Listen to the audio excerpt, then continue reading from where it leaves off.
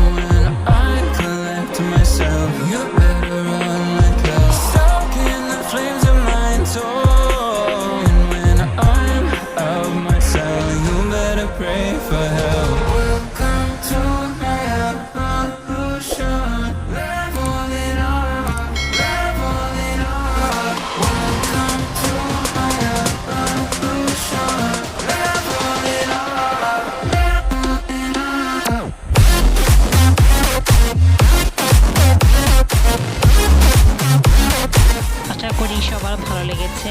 ভালো লেগে থাকলে প্লিজ আমার চ্যানেলটি সাবস্ক্রাইব করবেন আর ভিডিওটিতে লাইক কমেন্ট শেয়ার করে আমাকে আরও উৎসাহিত করবেন। আজ আর নয়, আবার আসবো নতুন কিছু নিয়ে। ধন্যবাদ সবাইকে আমার সাথে এতক্ষণ থাকার জন্য।